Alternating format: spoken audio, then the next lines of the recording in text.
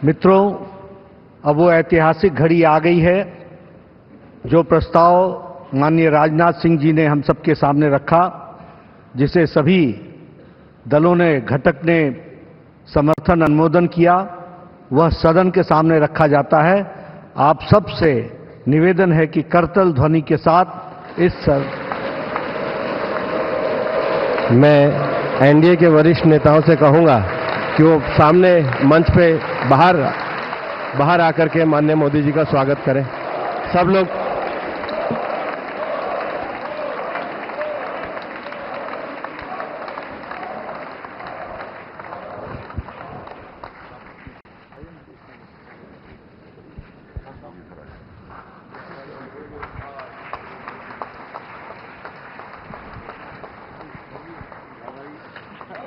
भारत माता की, भारत माता की, भारत माता की।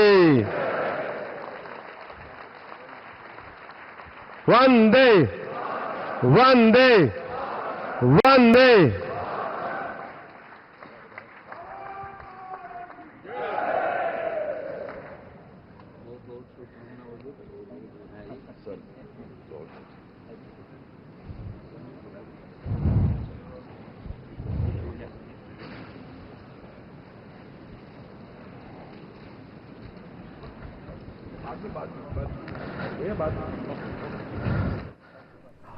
ಸತತ ಮೂರನೇ ಬಾರಿಗೆ ಪ್ರಧಾನಿಯಾಗಿ ನರೇಂದ್ರ ಮೋದಿ, ಎಲ್ಲ ಎನ್ಡಿಎ ನಾಯಕರು ಕೂಡ ಭಾಗಿಯಾದರು, ಸಭೆಯಲ್ಲಿ ಅನುಮೋದಿಸಿದ್ದಾರೆ. ಎನ್ಡಿಎ ಪಕ್ಷಗಳ ನೇತೃತ್ವದಲ್ಲಿ ಮತ್ತೆ ಮೋದಿ ಸರ್ಕಾರ ಅಸ್ತಿತ್ವಕ್ಕೆ ಬರ್ತಿದ್ದು ಭಾನುವಾರ ಪ್ರಧಾನಿಯಾಗಿ ಮೋದಿ माननीय प्रधानमंत्री जी का अभिनंदन और स्वागत करते हैं।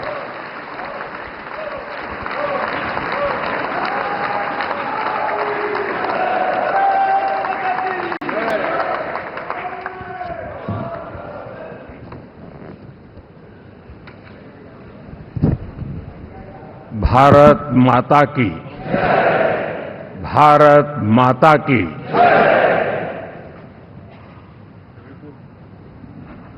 मैं सबसे पहले तो इस सभागृह में उपस्थित एनडीए घटक दलों के सभी नेतागण, नवनिर्वाचित सभी सांसदगण और हमारे राज्यसभा के भी सांसदगण, आप सबका हृदय से बहुत बहुत आभार व्यक्त करता हूं।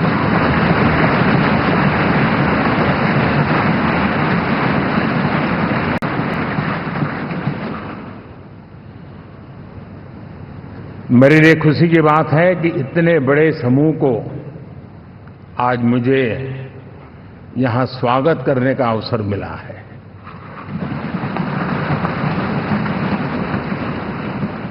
जो साथी विजयी होकर के आए हैं वे सभी अभिनंदन के अधिकारी हैं,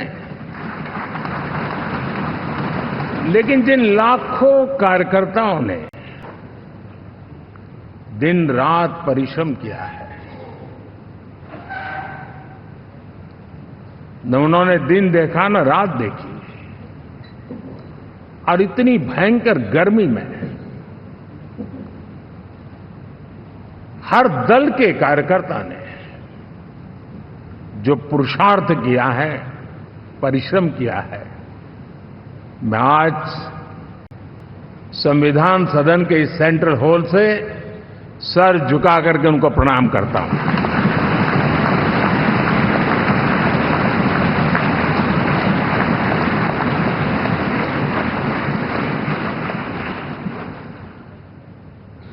साथियों, मेरा बहुत सौभाग्य है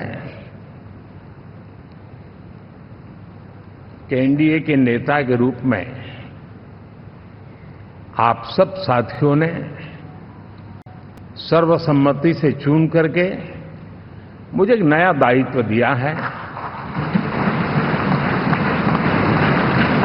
और इसके लिए मैं आपका बहुत बहुत आभारी हूं।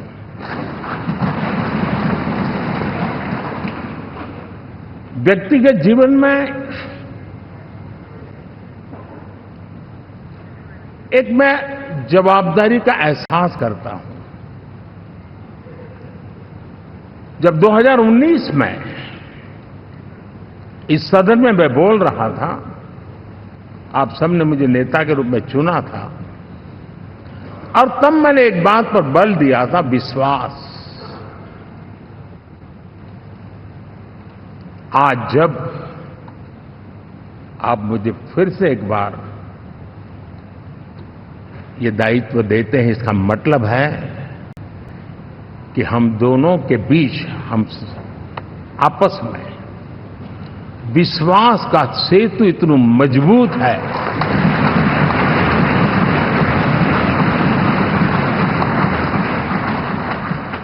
ये अटूट रिश्ता विश्वास की मजबूत धरातल पर है, और ये सबसे बड़ी पूंजी होता है। और इसलिए ये पल मेरे लिए भावुक करने वाले भी हैं, और आप सबके प्रति जितना धन्यवाद करूं उतना कम है।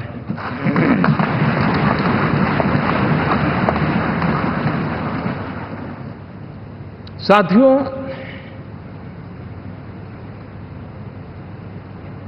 बहुत कम लोग इन बातों की चर्चा करते हैं, शायद उनको सूट नहीं करता होगा,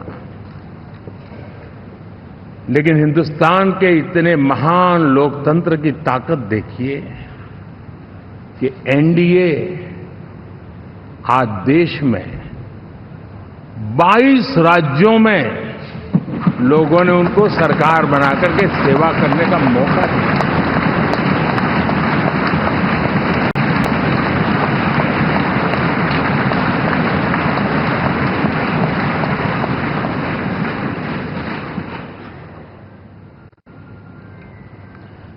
हमारा ये अलायंस सच्चे अर्थ में भारत की असली जो स्पिरिट है, जो भारत का आत्मा है, भारत की जड़ों में जो रचा बसा है, उसका एक अर्थ में प्रतिबिंब है।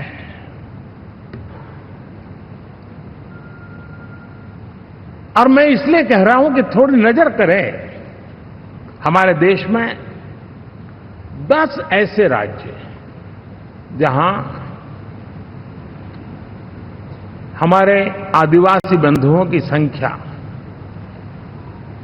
प्रभावी रूप से है, निर्णायक रूप से है, जहां इस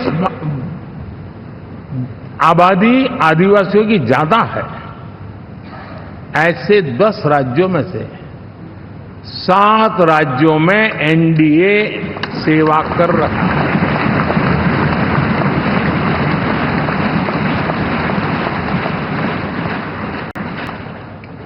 साथियों, हम सर्वपंथ संभाव के हमारे संविधान को समर्पित है, और देश में चाहे हमारा गोवा हो या हमारा नॉर्थ ईस्ट हो, जहां बहुत बड़ी मात्रा में हमारे ईसाई भाई बहन रहते हैं, आज हम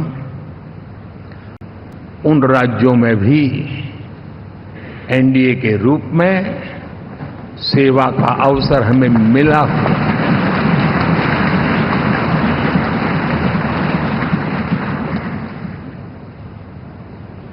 साथियों,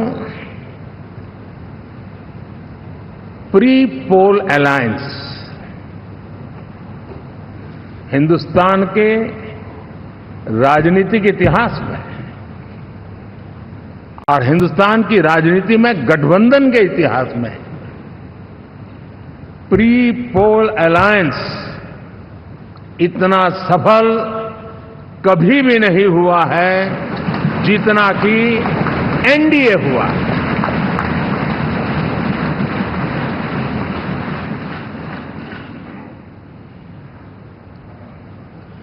और ये गठबंधन का विजय, हमने बहुमत हासिल किया है। और मैं कई बार कह चुका हूं, शब्द अलग होंगे लेकिन मेरे भाव उसमें एक सातत्य है। सरकार चलाने के लिए बहुमत आवश्यक है, लोकतंत्र का वही एक सिद्धांत है। लेकिन देश चलाने के लिए सर्वमत बहुत जरूरी होता है।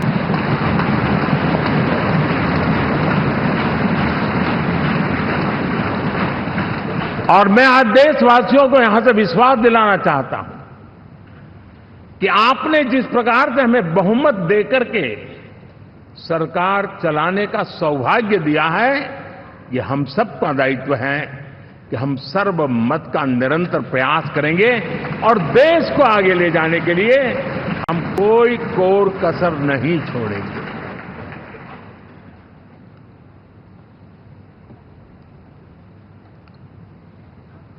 साथियों, एनडीए को करीब करीब 3 दशक हो चुके हैं। यानी आजादी के 75 साल में 3 दशक एनडीए, ये सामान्य घटना नहीं है जी। विविधता से भरे हुए अपनी लोकतांत्रिक और सामाजिक रचना के बीच में ये 3 दशक की यात्रा एक बहुत बड़ी मजबूती का संदेश देती है।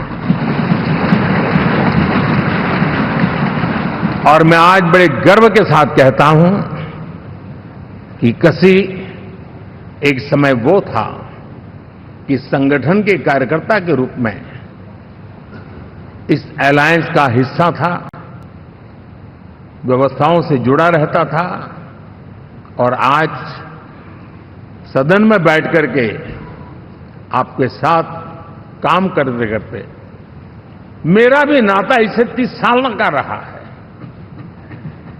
और मैं कह सकता हूं, हकीकतों के तथ्यों के आधार पर कह सकता हूं, ये सबसे सफल अलायंस है।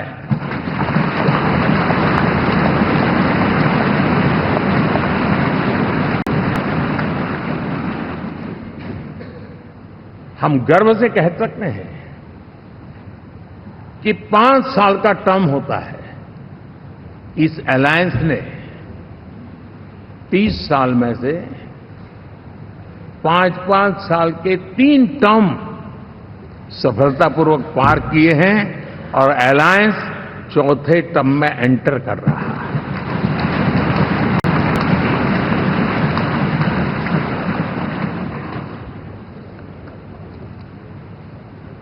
साथियों, इस बात को जो राजनीति के विशेषज्ञ हैं, अगर मुक्त मन से, मुक्त मन शब्द बहुत महत्व का है, वे सोचेंगे तो पाएंगे कि एनडीए ये सत्ता प्राप्त करने का या सरकार चलाने का कुछ दलों का जमावड़ा नहीं है। ये राष्ट्र प्रथम की मूल भावना से, नेशन फर्स्ट के प्रति कमिटेड, वैसा ये समूह है। और 30 साल का लंबा कालखंड शुरू में शायद असेंबल हुआ होगा, लेकिन आज मैं कह सकता हूं कि भारत के राजनीतिक व्यवस्था में एक ऑर्गेनिक अलायंस है।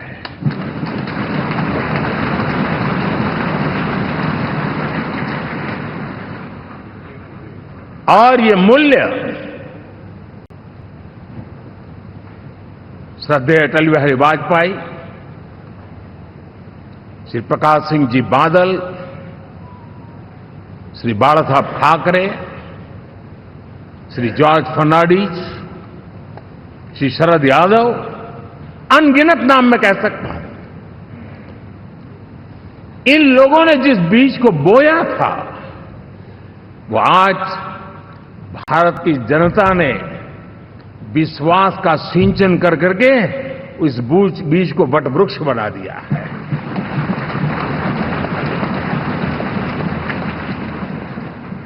और हम सबके पास ऐसे महान नेताओं की विरासत है और हमें इसका गर्व है।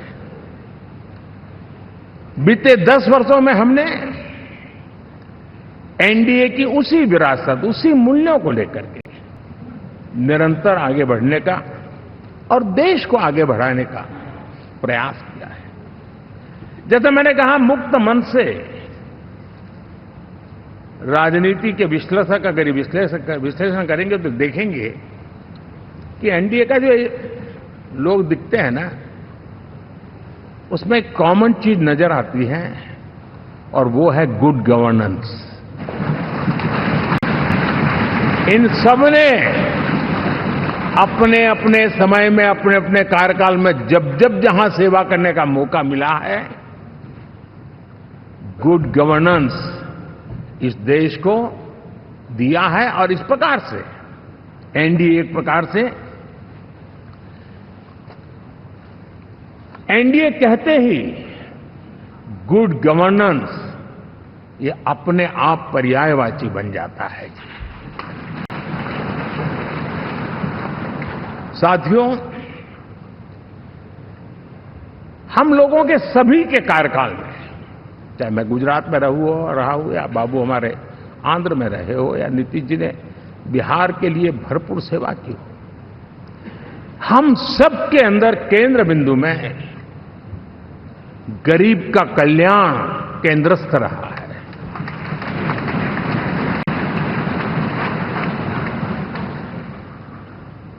और देश ने एनडीए के गरीब कल्याण के, गुड गवर्नेंस के 10 साल को देखा है। इतना नहीं, मैं कह सकता हूं देश ने इसे जिया है।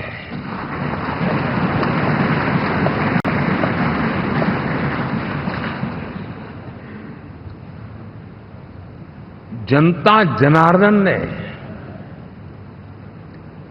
सरकार क्या होती है, सरकार क्यों होती है, सरकार किसके लिए होती है, सरकार कैसे काम करती है, इसको पहली बार अनुभव किया है। वरना जनता और सरकारों के बीच में एक खाई की व्यवस्था ही बनी हुई थी। हमने उसको पाठ दिया है। हमने सबका प्रयास का मंत्र देश को नई ऊंचाई पर ले जाने के लिए चरितार्थ करके देखा है। साथियों, एनडीए सरकार में हम अगले 10 साल में, मैं बहुत जिम्मेवारी के साथ कह रहा हूं, अगले 10 साल में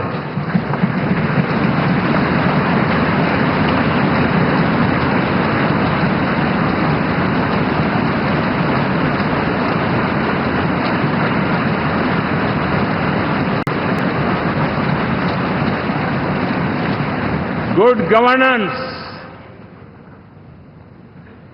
विकास,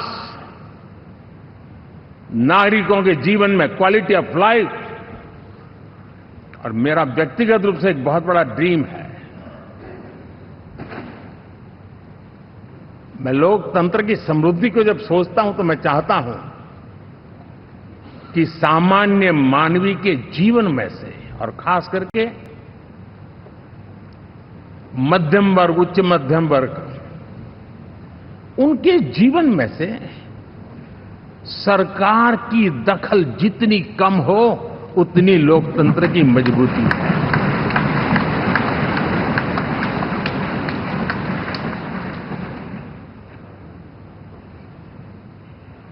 और आज के टेक्नोलॉजी के युग में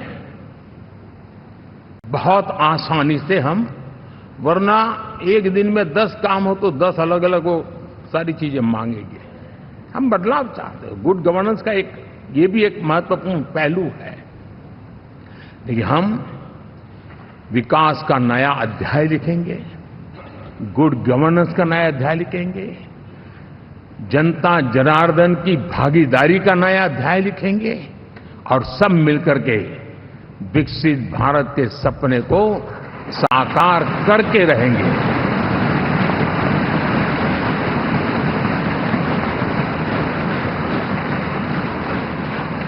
साथियों, एनडीए में, और मैं अगर विस्तार से कहूं तो सदन में किसी भी दल का कोई भी जनप्रतिनिधि होगा, मेरे लिए सब बराबर है।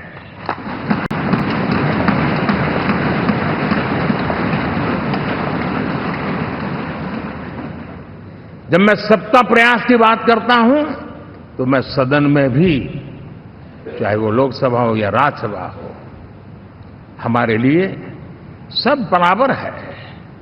और यही एक भाव है जिसके कारण 30 साल से एनडीए अलायंस मजबूती के साथ आगे बढ़ा है। अपना पराया कुछ नहीं है। सबको गले लगाने में हमें कभी कोई कमी नहीं रखी है। उसी का परिणाम है कि जनता का विश्वास भी जीत पाते हैं। साथियों, हमने 2024 में जिस टीम भावना से काम किया है और ग्रासरूट लेवल पे किया है, सिर्फ फोटो ऑप करना, नेता मिलकर के हाथ हिलाएं और फिर तुम्हारे रास्ते में मेरे रास्ते, ऐसा नहीं। ग्रासरूट लेवल तक सबने मिल करके ये जो काम किया है और उसी ने हमें ऑर्गेनिक अलायंस का सामर्थ्य दिया है।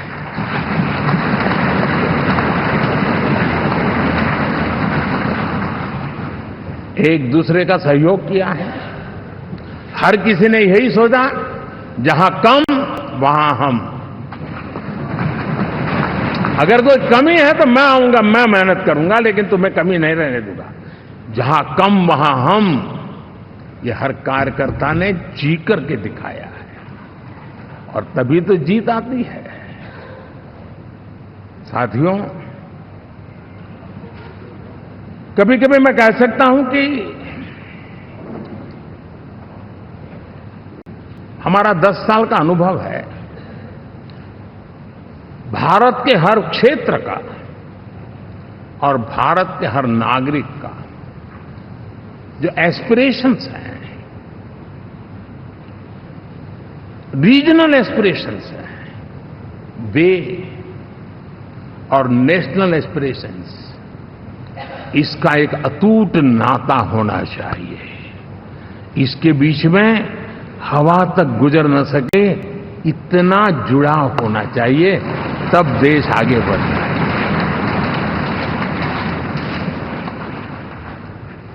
साथियों, इस चुनाव में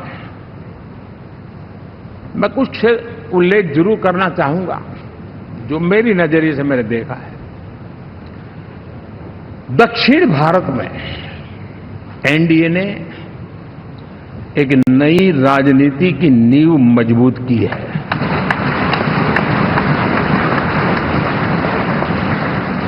अब देखिए, कर्नाटक एंड तेलंगाना,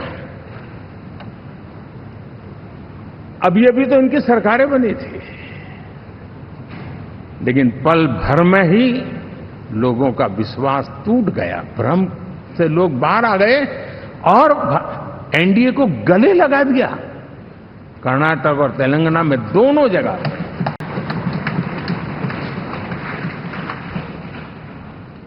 साथियों, तमिलनाडु, मैं तमिलनाडु की टीम को भी बधाई देना चाहूंगा। और वहां हमारा एनडीए समूह बहुत बड़ा भी है और कईयों को पता था कि हम एक शायद एक सीट नहीं लड़ा पाएंगे, लेकिन इस लड़ाई में हम साथ रहेंगे। और मैंने बहुत से एनडीए के साथी तमिलनाडु में ऐसे हैं कि जिनका कोई उम्मीदवार नहीं था, लेकिन इस झंडे को ऊंचा रखने के लिए वो जी जान से जुटे थे। और इसलिए आज तमिलनाडु में भले हम सीट नहीं जीत पाए, लेकिन जिस तेजी से एनडीए का वोट शेयर बढ़ा है, वो साफ साफ संदेश दे रहा है कल में क्या लिखा हुआ है।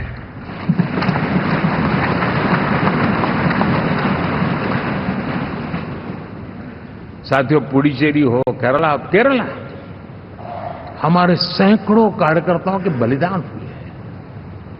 यूडीएफ हो या एलडीएफ हो, शायद हिंदुस्तान के राजनीतिक जीवन में इतना जुल्म एक विचारधारा को लेकर के जीने वाले लोगों पर हुआ होगा तो सिर्फ मैं कह सकता हूं केरल में हुआ है। जम्मू कश्मीर से भी ज्यादा हुआ है। उसके बावजूद भी सामने कहीं विजय नजर नहीं आता था। उन्होंने परिश्रम की पराकाष्ठा में कभी पीछे नहीं रहे, पीढ़ियां खपा दी। और आज पहली बार संसद में केरल से हमारा प्रतिनिधि बन के आया।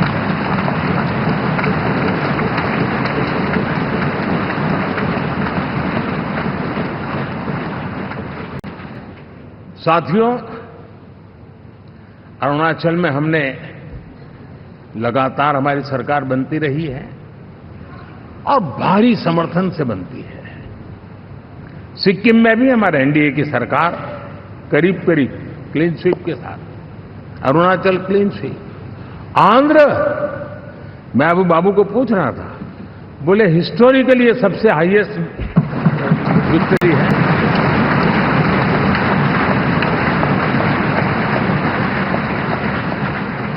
और ये जो यहां दिखता है ना पवन, ये पवन नहीं, ये आंधी है।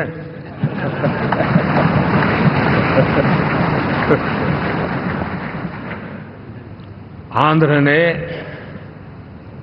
इतना बड़ा हमारे प्रति जनमत दिया है। हिंदुस्तान के लिए एक सामान्य मानवीय की विकास की जो जिजीविषा है उसका प्रतिबिंब है। और महाप्रभु जगन्नाथ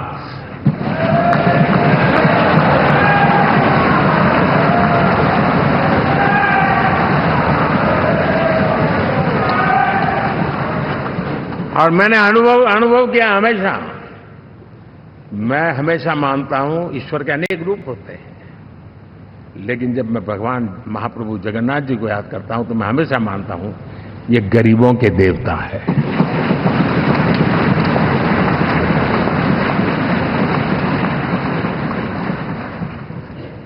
और वहां जो क्रांति रूप परिणाम आया है, मैं इसे एक रिवॉल्यूशन देख रहा हूं। और मैं इसके साथ कह सकता हूं कि विकसित भारत का हमारा जो सपना है, आने वाले 25 वर्ष, पहले मैंने 10 साल कहा था, या मैं 25 साल कह रहा हूं,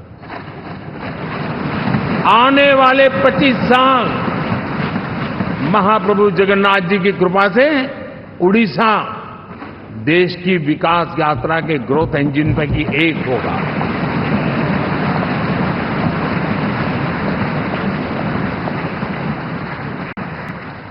साथियों, हम लोग जब 4 जून के नतीजे चल रहे थे, मैं तो अपने काम में कुछ व्यस्त था, बाद में फोन आना शुरू हो गए। तो मैंने किसी को पूछा, यार ये तो ठीक है आंकड़े वांकड़े, तो मुझे ये बताओ कि ईवीएम जिंदा है कि मर गया?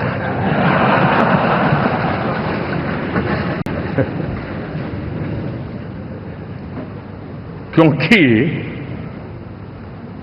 ये लोग तय करके बैठे थे कि भारत के लोकतंत्र और लोकतंत्र की प्रक्रिया के प्रति विश्वास ही लोगों का उठ जाए, और लगातार ईवीएम को गाली देना। और मुझे तो लगता था कि शायद इस बार वो ईवीएम की अर्थी का जुलूस निकालेंगे, लेकिन 4 जून शाम आते आते उनको ताले लग गए, ईवीएम ने उनको चुप कर दिया। ये ताकत है भारत के लोकतंत्र की, ये ताकत है भारत की निष्पक्षता की, ये भारत की ताकत है भारत के चुनावी तंत्र की, चुनाव आयोग की। और मैं मानता हूं कि ये आशा करता हूं कि 5 साल तो अब ईवीएम शायद मुझे नहीं सुनाई देगा, लेकिन जब 29 में हम जाएंगे तो फिर से शायद ईवीएम को लेकर के नाचने की शुरुआत करेंगे, क्योंकि इनके सुधरने की संभावनाएं बहुत कम है। आप देखिए, चुनाव के समय मैंने पहली बार देखा, शायद हर तीसरे दिन इलेक्शन कमीशन के काम में रुकावट आए, इसके लिए सुप्रीम कोर्ट के दरवाजे खटखटाए गए, भांति भांति की एप्लीकेशन, और एक ही टोली थी। और लोकतंत्र के प्रति जिनका भरोभार अविश्वास है, ऐसे लोग सुप्रीम कोर्ट का उपयोग करते हुए कैसे रुकावट डाले, इसका निरंतर प्रयास करते रहे। और चुनाव आयोग की ताकत का एक बड़ा हिस्सा अदालतों में, इस पीक आवर्स में, चुनाव के पीक आवर्स में, यानी कितनी निराशा लेकर के ये लोग मैदान में आए थे कि उन्होंने पूरा हमला उसी इंस्टीट्यूट पे लगा दो ताकि चुनाव के कोई भी परिणाम आए, हम दुनिया के सामने भारत को भी बदनाम कर लें। ये षड्यंत्र का हिस्सा था दोस्तों, और कभी भी देश उनको माफ नहीं करेगा। साथियों, इंडी गठबंधन वाले जब ये ईवीएम का विरोध करते हैं तो मैं सिर्फ एक चुनाव के रूप में नहीं देख रहा। मैं मानता हूं ये लोग मन से पिछली शताब्दी के सोच वाले लोग हैं। वे टेक्नोलॉजी को हम महत्व न समझते हैं, न टेक्नोलॉजी स्वीकार करने को तैयार है। और ये सिर्फ ईवीएम में दिखाई दिया ऐसा नहीं, यूपीआई में दिखाया। जब हमने कहा कि हिंदुस्तान के लोग डिजिटल ट्रांजैक्शन करेंगे, फिनटेक की दुनिया में आज हिंदुस्तान का नाम हो गया, मानने को तैयार नहीं। आधार आज देश की एक पहचान बना है। मैं तो देख रहा हूं कि मुझे कई देश कहते हैं कि हमें आधार की पद्धति से आगे बढ़ना है, आप कैसे मदद कर सकते हैं। उस आधार को रोकने के लिए सुप्रीम कोर्ट में बार बार जाकर के परेशानियां पैदा की। यानी मूलतः ये प्रगति के विरोधी, आधुनिकता के विरोधी, टेक्नोलॉजी के विरोधी इंडी अलायंस हमने देखा है। साथियों, इस देश के लिए ये भी चिंता का विषय है कि विश्व में भारत के लोकतंत्र की ताकत को कम आंकने का प्रयास, और कितना एक्सट्रीम है। मैं दुनिया में ढोल पीट रहा हूं कि हम मदर ऑफ डेमोक्रेसी है, और ये दुनिया में जाकर के बता रहे नहीं हमारे देश में तो डेमोक्रेसी जैसा कुछ नहीं, कि वो मोदी बैठ गया है, वो एक चाय बेचने वाला यहां पहुंच कैसे गया, कुछ तो गड़बड़ की होगी। ये जो इनकी मनस्थिति है जी, भारत के नागरिकों को चुनाव प्रक्रिया के प्रति अविश्वास पैदा करने का जो उनका षड्यंत्र है, मैं मानता हूं कि अब दुनिया भी भारत के लोकतंत्र की विविधता, विशालता, व्यापकता, गहनता, इन सबको भी समझने के लिए आकर्षित होगी। ऐसे इस चुनाव के नतीजे में देख रहा हूं। साथियों, जब 1 तारीख को मतदान पूरा हुआ और 4 तारीख को काउंटिंग, इस बीच की चीजों को आप देखिए। योजनाबद्ध तरीके से देश को हिंसा की आग में झोंकने का बयान दिए जाते थे। यहां इकट्ठे होना, यहां पहुंचना, यहां करना। कुछ लोग इस चीज को गंभीर नहीं लेते हैं, लेकिन ये बहुत गंभीर है। आप भारत के लोकतंत्र को, पहले उसकी व्यवस्था को अनादर करते हो, अब परिणाम आने से पहले एक ऐसा माहौल बना दो कि बस आग लगा देंगे। हर प्रकार से उन शब्दों का अर्थ यही निकलता है कि उन्होंने देश को उस दिशा में ले जाने का प्रयास किया था। लगातार देश को गुमराह करने का प्रयास किया गया, देश के लोगों को बांटने का प्रयास किया। अरे, चुनाव एक ऐसा लोकोत्सव होता है कि ज्यादा से ज्यादा लोगों को हम जोड़े, तोड़ने के लिए नहीं होता है, लेकिन हर प्रकार से कोशिश यही की है। साथियों,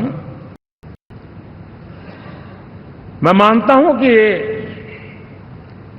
2024 के लोकसभा के चुनाव के जो नतीजे हैं, हर पैरामीटर से देखेंगे, दुनिया ये मानती है और मानेगी कि ये एनडीए का महाविजय है।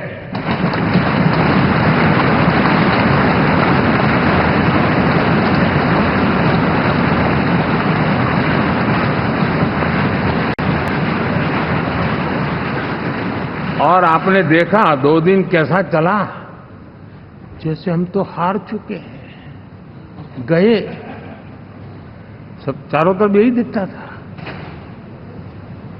क्योंकि उनको अपने कार्यकर्ताओं का मोरल हाई करने के लिए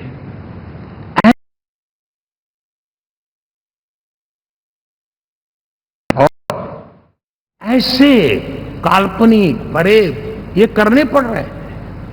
और साथियों, गठबंधन के इतिहास में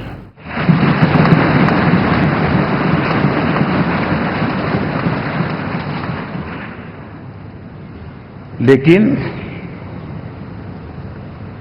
कोशिश ये की गई कि इस विजय को स्वीकार न करना, उसको पराजय के छाया में डुबो कर रखना, लेकिन उसकी ऐसी चीजों की बाल मृत्यु हो जाती है, और हो भी गई। लेकिन देशवासी जानते हैं कि न हम हारे थे न हम हारे हैं।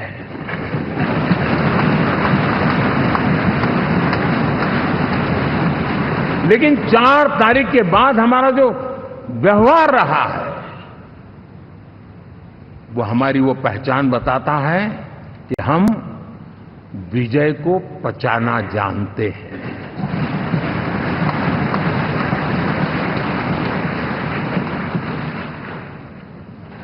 हमारे संस्कार ऐसे हैं कि विजय की गोद में उन्माद पैदा नहीं होता है, और न ही पराजित लोगों के प्रति उपहास करने के हमारे संस्कार है। हम विजय को भी पचाते हैं और पराजित का भी उपहास करने की विकृति हम नहीं पालते, ये हमारे संस्कार है। अब किसी भी बालक को पूछो कि भाई लोकसभा के चुनाव के पहले सरकार किसकी थी, तो कहेगा एनडीए। 24 के नतीजों के बाद सरकार किसकी बनी, एनडीए। फिर हारे कहां से भाई? पहले भी एनडीए थी, आज भी एनडीए और कल भी एनडीए है।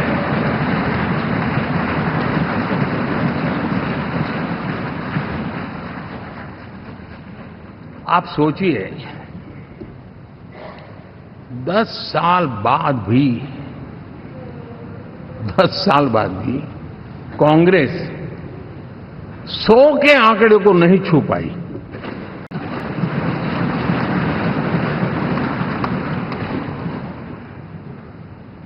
और अगर मैं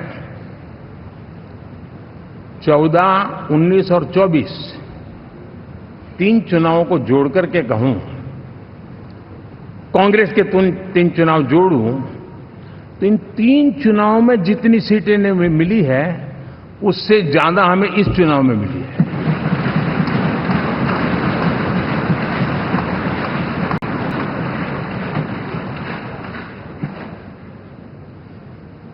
और मैं साफ देख रहा हूं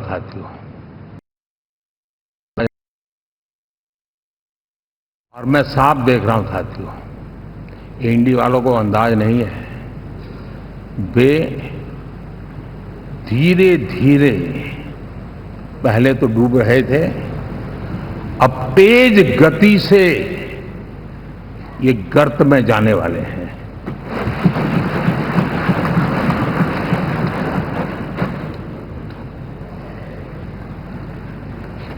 साथियों, इंडिया अलायंस वाले देश के सामान्य नागरिकों की जो समझ है, आज भी वो उसके सामर्थ्य को समझ नहीं पाए हैं या समझना चाहते नहीं है। भारत के सामान्य व्यक्ति की भी एक समझ है, आज भी वो उसके सामर्थ्य को समझ नहीं पाए हैं या समझना चाहते नहीं है। भारत के सामान्य व्यक्ति की भी एक समझ है, और जो जमीन से जुड़ा रहता है ना, वो समझ को छूता है, समझता है, पहचानता है, वो वहां नहीं है। साथियों, इन लोगों का जो व्यवहार रहा है 4 तारीख के बाद, मैं आशा करता था कि वे लोकतंत्र का सम्मान करेंगे, लेकिन उनके व्यवहार से लगता है कि शायद उनमें ये संस्कार आए, इसके लिए हमें और इंतजार करना पड़ेगा, और तो मैं ज्यादा कुछ कह नहीं सकता।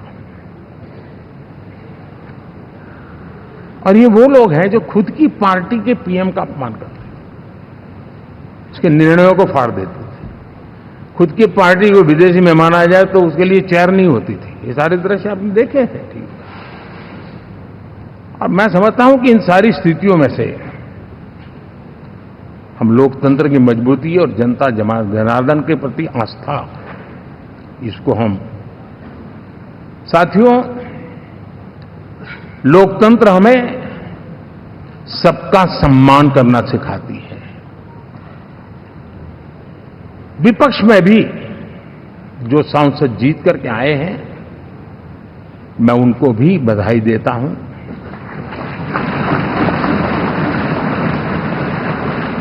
और मैं पिछले 10 वर्ष में एक चीज मिस कर रहा था कि debate, participation, quality of debate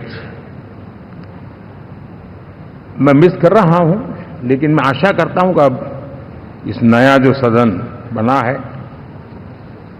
वो कमी मुझे खलेगी नहीं। शायद हमारे साथी भी राष्ट्रहित की नीयत के साथ सदन में आएंगे, और भले वो विपक्ष में बैठे होंगे, लेकिन राष्ट्र के विपक्ष में नहीं है, हमारे विपक्ष में है। राष्ट्र में तो हम सब एक ही दिशा में हैं।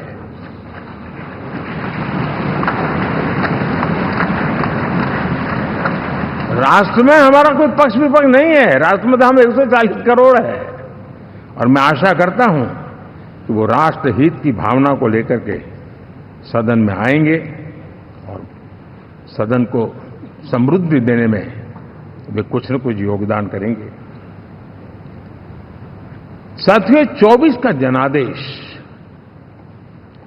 एक बात को बार बार मजबूती दे रहा है, बार बार मजबूती दे रहा है कि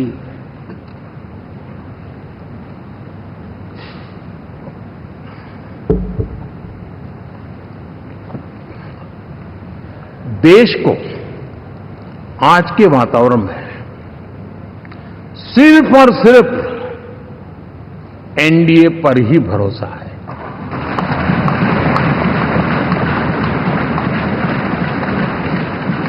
और जब इतना अटूट विश्वास है, इतना भरोसा है, तो स्वाभाविक है देश की अपेक्षाएं भी बढ़ेगी।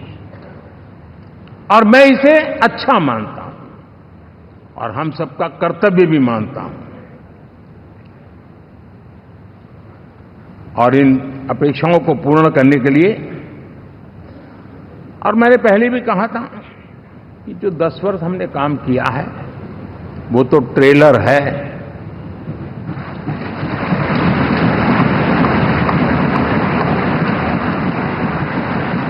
और वो मेरा चुनावी वाक्य नहीं था, ये मेरा कमिटमेंट है। हमें और तेजी से, और विस्तार से, और तेज गति से देश के आकांक्षाओं को पूर्ण करने में रत्ती भर भी विलंब नहीं करना है।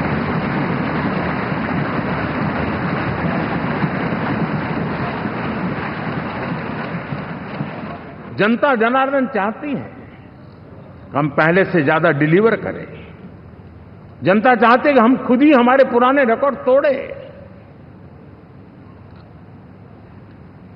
और मैं साथियों एक तरफ एनडीए रखूं, दूसरी तरफ भारत के लोगों के सपने और संकल्पों को रखूं, तो मैं कहूंगा NDA, new India, develop India, aspirational India.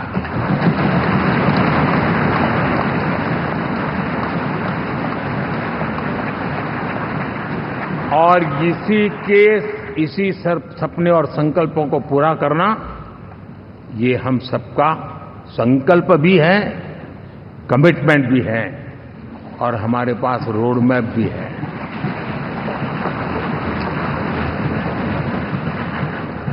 साथियों, एनडीए ने हमेशा करप्शन फ्री, रिफॉर्म ओरिएंटेड, स्थिर सरकार देश को दी है। जब जब हमें अवसर मिला हम लोगों ने काम किया है।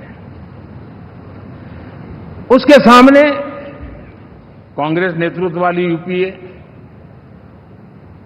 अब उन्होंने पुरानी अपनी छवि सुधारने के लिए नाम बदल दिया, लेकिन पहचान घोटालों की है। आए दिन घोटाले, यही पहचान रही है। और नाम बदलने के बावजूद भी देश उनके घोटालों को नहीं भुला है, उनको नकारा है।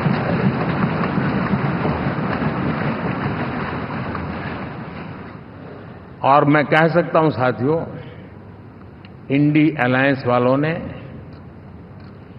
एक व्यक्ति का अपोज करने के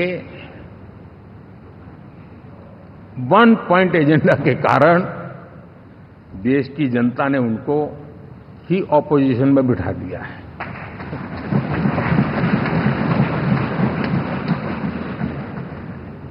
एनडीए विकसित भारत इस संकल्प को लेकर के चुनाव में गया था, देश के लिए सकारात्मक सोच को लेकर के गया था, देश की युवा शक्ति के सामर्थ्य को समझ करके नए अवसरों को लेकर के देश को आगे बढ़ने की बात लेकर के गया था।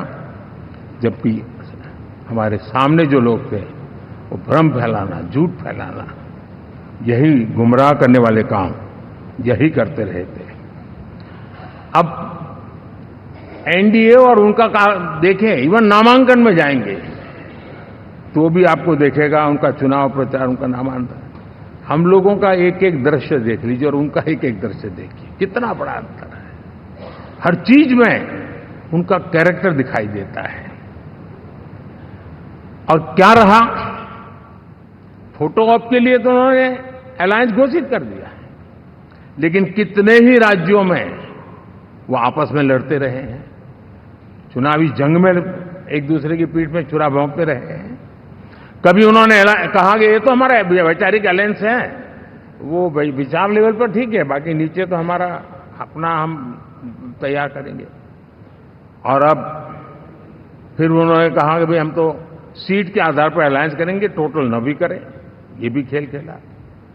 और अभी अभी तो चुनाव पूरा शुरू कर दिया कि ये तो हमारा अलायंस लोकसभा के चुनाव के लिए ही था, बाद में नहीं है, ये भी शुरू कर दिया।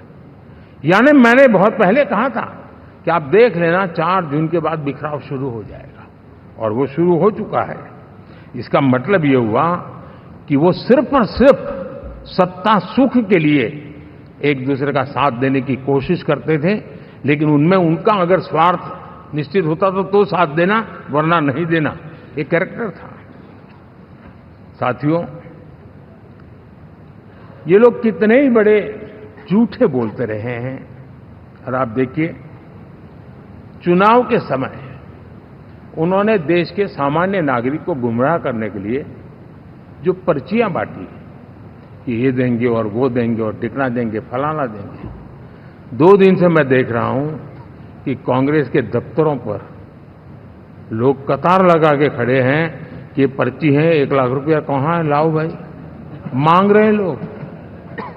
यानी आपने जनता जनार्दन की आंखों में कैसा उनको भ्रमित किया, कैसी आंख में धूल झोंक दी कि वो बेचारा सामान्य नागरिक मान के चलता था, हाँ भाई 4 जून के बाद रुपया मिल जाएगा, इसलिए वो जाके खड़ा रह गया। और अब उसको धक्का मारा जा रहा है, डंडे मारे जा रहे हैं, वहां से निकाला जा रहा है। अब इस प्रकार का चुनाव ये अपने आप में देश के गरीबों का अपमान है, हमारे देश के सामान्य नागरिकों का अपमान है। और कभी भी देश ऐसी हरकतों को न भूलता है, न ही कभी माफ किए बिना माफ कभी करता है।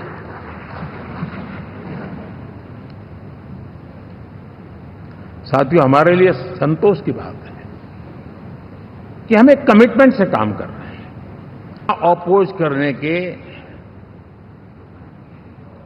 वन पॉइंट एजेंडा के कारण देश की जनता ने उनको ही ऑपोजिशन में बिठा दिया है।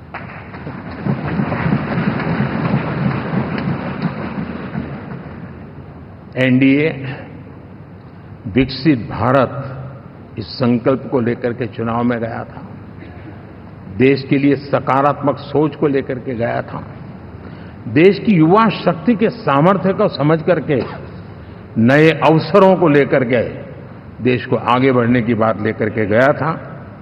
जबकि हमारे सामने जो लोग थे वो भ्रम फैलाना, झूठ फैलाना, यही गुमराह करने वाले काम यही करते रहे थे। अब एनडीए और उनका देखें, इवन नामांकन में जाएंगे तो भी आपको देखेगा उनका चुनाव प्रचार, उनका नामांकन, हम लोगों का एक एक दृश्य देख लीजिए और उनका एक एक दृश्य देखिए, कितना बड़ा अंतर है। हर चीज में उनका कैरेक्टर दिखाई देता है। और क्या रहा, फोटो ऑप के लिए तो उन्होंने अलायंस घोषित कर दिया, लेकिन कितने ही राज्यों में वो आपस में लड़ते रहे हैं, चुनावी जंग में एक दूसरे की पीठ में छुरा भोंकते रहे हैं। कभी उन्होंने कहा कि ये तो हमारा वैचारिक अलायंस है, वो विचार लेवल पर ठीक है, बाकी नीचे तो हमारा अपना हम तैयार करेंगे। और अब फिर उन्होंने कहा कि भाई हम तो सीट के आधार पर अलायंस करेंगे, टोटल न भी करें, ये भी खेल खेला। और अभी तो चुनाव पूरा शुरू कर दिया कि ये तो हमारा अलायंस लोकसभा के चुनाव के लिए ही था, बाद में नहीं है, ये भी शुरू कर दिया। यानी मैंने बहुत पहले कहा था कि आप देख लेना 4 जून के बाद बिखराव शुरू हो जाएगा, और वो शुरू हो चुका है। इसका मतलब ये हुआ कि वो सिर्फ और सिर्फ सत्ता सुख के लिए एक दूसरे का साथ देने की कोशिश करते थे, लेकिन उनमें उनका अगर स्वार्थ निश्चित होता तो साथ देना, वरना नहीं देना, एक कैरेक्टर था। साथियों, ये लोग कितने ही बड़े झूठे बोलते रहे हैं। और आप देखिए, चुनाव के समय उन्होंने देश के सामान्य नागरिक को गुमराह करने के लिए जो पर्चियां बांटी कि ये देंगे और वो देंगे और टिकना देंगे, फलाना देंगे, 2 दिन से मैं देख रहा हूं कि कांग्रेस के दफ्तरों पर लोग कतार लगा के खड़े हैं कि पर्ची है, 1 लाख रुपया कहां है, लाओ भाई, मांग रहे हैं लोग। यानी आपने जनता जनार्दन की आंखों में कैसा उनको भ्रमित किया, कैसी आंख में धूल झोंक दी कि वो बेचारा सामान्य नागरिक मान के चलता था, हाँ भाई 4 जून के बाद रुपया मिल जाएगा, इसलिए वो जाके खड़ा रह गया। और अब उसको धक्का मारा जा रहा है, डंडे मारे जा रहे हैं, वहां से निकाला जा रहा है।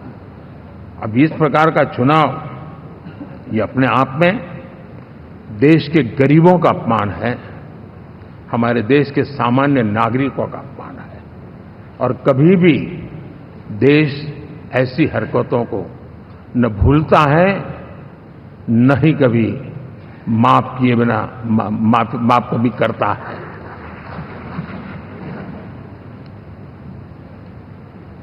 साथियों, हमारे लिए संतोष की बात है कि हम एक कमिटमेंट से काम कर रहे हैं। 10 साल में हमने 25 करोड़ गरीबों को गरीबी से बाहर निकाला है।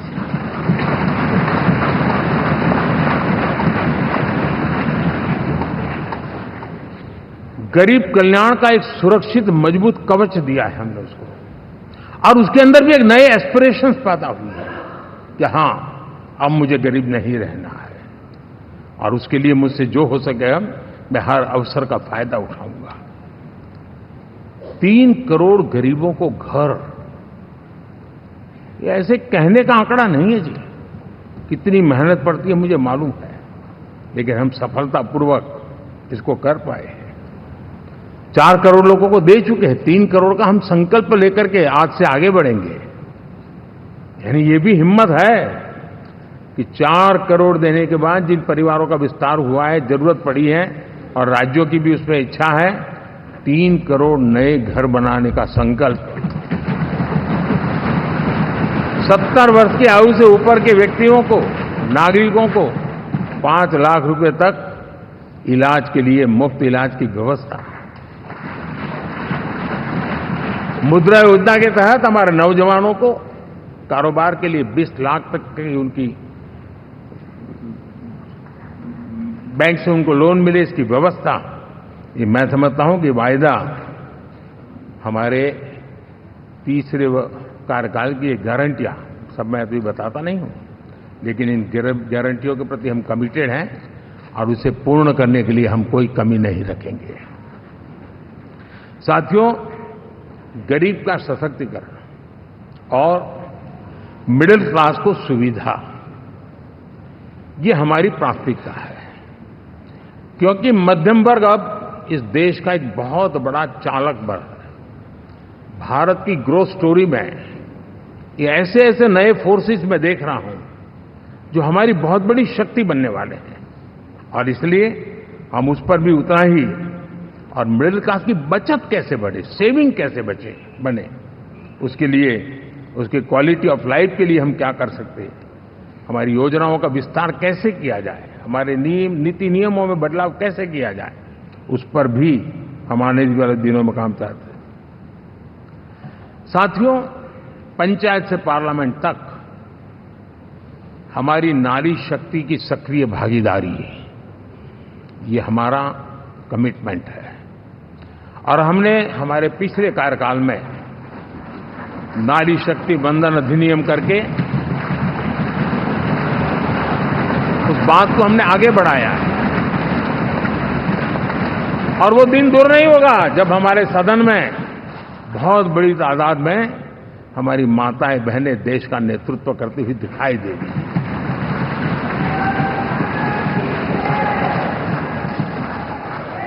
इस पूरे चुनाव में हम सबसे ज्यादा महिला उम्मीदवारों को टिकट देने वाली पार्टी रहे हैं, ये हमारा कमिटमेंट है। हमारी महिला सांसदों को जो आशीर्वाद देश की जनता ने दिया है, मैं इसके लिए विशेष रूप से उनका आभार व्यक्त करता हूं।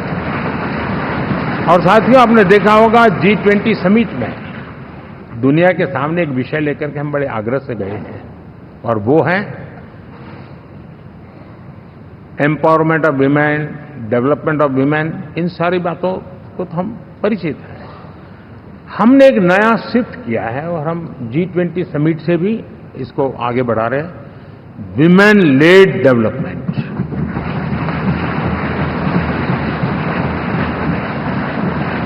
एक बार हमारा इस प्रकार का कमिटमेंट बनता है तो परिवर्तन बिल्कुल साफ नजर आता है। साथियों, एनडीए का ये कार्यकाल बड़े फैसलों का है, तेज विकास का है, और अब हम समय गंवाना नहीं चाहते कि हम 5 नंबर की इकोनॉमी से 3 नंबर की इकोनॉमी पर पहुंचना है।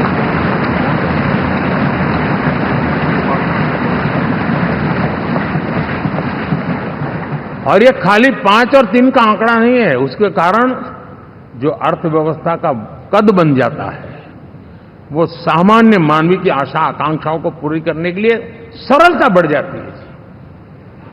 देश के लिए जो जरूरतें हैं वो आराम से पूरी करने का सामर्थ्य बन जाता है, और इसलिए हम उस दिशा में बड़ी कोशिश करके आगे बढ़ना चाहते हैं।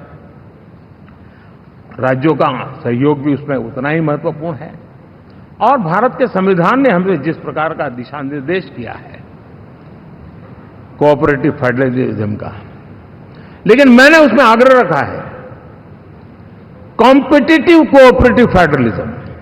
हमारे राज्यों के बीच में भी तंदुरुस्त स्पर्धा हो, राज्य और केंद्र के बीच में भी तंदुरुस्त स्पर्धा हो, हम अच्छा करने की स्पर्धा करें, और उस दिशा में हम आगे बढ़ना चाहते हैं। और हमने देखा है कि जब मैं कॉम्पिटिटिव कोऑपरेटिव फेडरलिज्म की बात करता हूं, आपने देखा G20 समिट हम एक जगह पे कर सकते थे, हम भी मालाएं पहन करके फोटो निकलवा सकते थे, लेकिन हिंदुस्तान के अनेक शहरों में 200 से ज्यादा मीटिंगें हुई और दुनिया भर के नीति निर्धारक जो कहे G20 देशों के और बाकी भी 5-7 देशों के, वो हिंदुस्तान के कोने कोने में गए, उनके देशों में जाकर के भारत की विविधता, भारत की विशालता, इसकी चर्चा कर रहे हैं। उनके लिए आश्चर्य है। हमने तो दिल्ली आकर के वापिस जाते थे, पता ही नहीं था कि देश इतना बड़ा है। तो अपनी एक ताकत का परिचय हुआ है। हमने कोविड में देखा, राज्यों के साथ कोऑपरेशन के साथ हमने जिस प्रकार से लड़ाई लड़ी और एक सूत्र में रह करके लड़े, दल किसी का भी हो सरकार में, लेकिन हमने इस काम को किया क्योंकि हमारा कोऑपरेटिव फेडरलिज्म के प्रति कमिटमेंट है। एस्पिरेशनल डिस्ट्रिक्ट एक ऐसा मॉडल है गवर्नेंस का जिसमें राज्य भी उतना ही सक्रियता से हमारे साथ जुड़े हुए हैं, और दुनिया के लिए जो डेवलपिंग कंट्रीज हैं उनके लिए गवर्नेंस का एक ऐसा मॉडल प्रस्तुत हो रहा है जिसका अब तो केस स्टडी के रूप में दुनिया के अनेक यूनिवर्सिटी केस स्टडी करना शुरू की है। अब उसको हम आगे बढ़ाते हुए एस्पिरेशनल ब्लॉक की तरफ ले जा रहे हैं ताकि हमारे ग्रासरूट लेवल पे भी जो वीक एरियाज हैं, जहां सुविधाएं अभी सामान्य एवरेज से भी नीचे हैं, उसको हम जल्दी से जल्दी उस स्टेट की एवरेज तक लाना चाहते हैं। देश का रीजन, कोई भी क्षेत्र हो, सर्वांगीण विकास को लेकर के हम चले हैं। साथियों, गत 10 वर्ष में इंफ्रास्ट्रक्चर के क्षेत्र में हमने एक बहुत बड़ा, यानी सोचने में भी बदलाव लाए। जमीन पर तो लाए, वरना हमारे देश में सोचा चलेगा यार, अरे एक बार कर लो ना, उस सहारे में से बदलाव नहीं। अब तो अच्छा ही चाहिए, बड़ा ही चाहिए, जल्दी से जल्दी पहुंचाने वाला चाहिए। सामान्य मानवीय के मन को हमने इस से प्रेरित भी किया है और पुरुषार्थ करके हमने उस दिशा में काम किया है। 5 साल में हमें गति शक्ति, यानी इस प्रकार के प्लेटफॉर्म पर जो काम किया है, जो काम 6-6, 8-8 महीने तक नहीं होता था, वो आज 15-20 दिन में कर सकते हैं। सर, टेक्नोलॉजी का उपयोग करके हम काम कर रहे हैं। और ये जब होता है तो उसका मूल फायदा देश के नौजवानों के लिए रोजगार के अति अवसर बन जाते हैं। उनके लिए जीवन में सिलेक्शन के लिए बहुत बड़ा दायरा बढ़ जाता है। और वो हमें, साथियों, आज भारत दुनिया में विश्व के लिए एक नया मैन्युफैक्चरिंग हब के रूप में उभर रहा है। और जब हम मैन्युफैक्चरिंग हब कह रहे हैं, तब सिर्फ इलेक्ट्रॉनिक गुड्स या सर्विसेज की मैं बात नहीं कर रहा हूं। मैं फूड प्रोसेसिंग में भी आज दुनिया में हम बहुत तेजी से आगे बढ़ रहे हैं, और वो भारत के किसानों को बहुत बड़ी ताकत देने वाला है। उसी प्रकार से स्पेस हो, आर्टिफिशियल इंटेलिजेंस हो, स्टार्टअप्स की बात हो, स्किल जॉब अपॉर्चुनिटीज की बात हो, आज भारत बहुत तेजी से आगे बढ़ेगा, बढ़ रहा है, ये मेरा विश्वास है। साथियों, मुद्रा योजना, ड्रोन दीदी, विश्वकर्मा योजना, इसने भी नई संभावनाओं को जन्म दिया है। साथियों, हमारी संस्कृति, हमारी विरासत, उसके प्रति हम जितना ध्यान केंद्रित करेंगे, दुनिया के लिए आकर्षण का केंद्र बनेगा। और इसलिए हम उन दिशा में, और मैं मानता हूं भारत के लिए टूरिज्म एक ऐसा एवेन्यू है जो गत शताब्दी में हमें कभी, आज से लेकर के पीछे के 100 साल में कहूं, ऐसा अवसर नहीं मिला है जैसा आने वाले 25 साल में मिलने वाला है। दुनिया भारत की तरफ मुड़ने वाली है।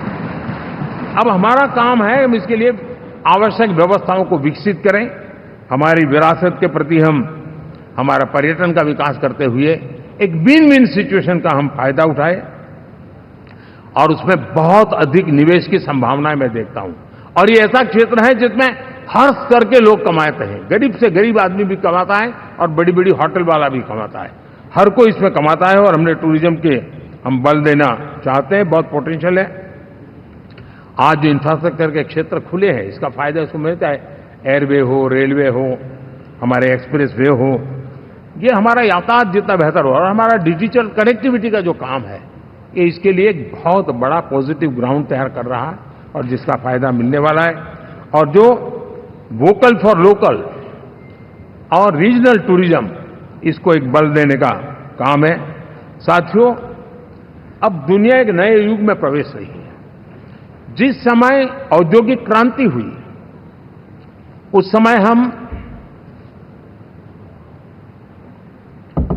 गुलामी के दौर से गुजर रहे थे। तो औद्योगिक क्रांति का जितना फायदा लेना चाहिए हम नहीं ले पाए। अब एक नया युग शुरू हो रहा है, हरित युग, ग्रीन एरा। भारत के पास बहुत संभावनाएं हैं इसका नेतृत्व करने की, और हम इसके लिए आने वाले दिनों में ग्रीन हाइड्रोजन की बात हो, ग्रीन एनर्जी हो, या ग्रीन जॉब्स हो, या ग्रीन मोबिलिटी हो, इन सारे विषयों को हम इतनी तेजी से आगे बढ़ाना चाहते हैं ताकि इस हरित युग का नेतृत्व दुनिया में भारत का सामर्थ्य सिद्ध कर दें, ये हम चाहते हैं। साथियों, इसी सिलसिले में इस 5 जून को जब पर्यावरण दिवस था, 4 जून को नतीजे आ गए थे, तो उसी दिन मेरे मन में एक विचार आया कि कार्यक्रम 5 जून को हमने आरंभ किया, एक पेड़ मां के नाम। हर किसी को मां के प्रति श्रद्धा होती है, और मैं भी देशवासियों को कहूंगा कि आने वाले समय में कभी आपकी माताजी का जन्मदिन हो, क्या कोई और शुभ दिन हो, अपनी मां के नाम पर एक पेड़ लगाइए, और मां जीवित है तो साथ लेकर जाइए, उनकी फोटो आप सोशल मीडिया में अपलोड कीजिए, और मां नहीं है तो उनकी फोटो रख करके एक पेड़ लगाइए, और वो अपनी मां का भी सम्मान होगा और धरती मां की सेवा होगी। हम इन 2 माताओं की सेवा करें।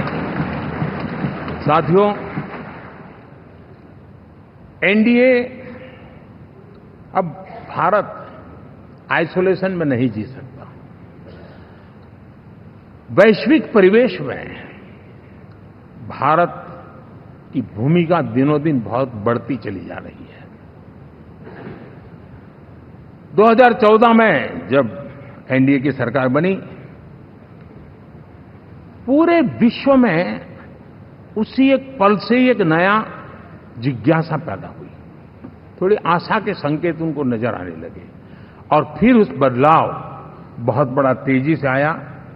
और पिछले 10 वर्ष में भारत ने जिन कामों को बढ़ लिया है, आज भारत की छवि विश्व बंधु की बन चुकी है। दोस्तों, विश्व हमें एक बंधु के रूप में स्वीकार कर रहा है, और जब दुनिया हमें विश्व बंधु के रूप में स्वीकारती है तो हमारी वैश्विक जिम्मेवारियों को भी हमने हमारे आने वाले रोड मैप में महत्व देना ही होगा। और भारत की सफल विदेश नीति ने अच्छे परिणाम भी दिए हैं। हमने हर संकट को उस प्रकार से हैंडल किया जिस प्रकार से मानवीय मूल्यों को हमने प्राथमिकता दी, उसका परिणाम है कि सामान्य मानवी के मन में ये विश्व बंधु वाला भाव बहुत मजबूत हुआ, और भारत का सेवा भाव का जो कैरेक्टर है उसको विश्व ने पहचाना है। चाहे यूक्रेन का संकट हो, चाहे अफगानिस्तान का संकट हो, हर हमारे लोगों को बचाना हो, हमने किसी भी में हमने कोई कमी नहीं रखी है। और साथियों, ये क्षमता के कारण भारत में निवेश की संभावनाएं बहुत बढ़ने वाली है।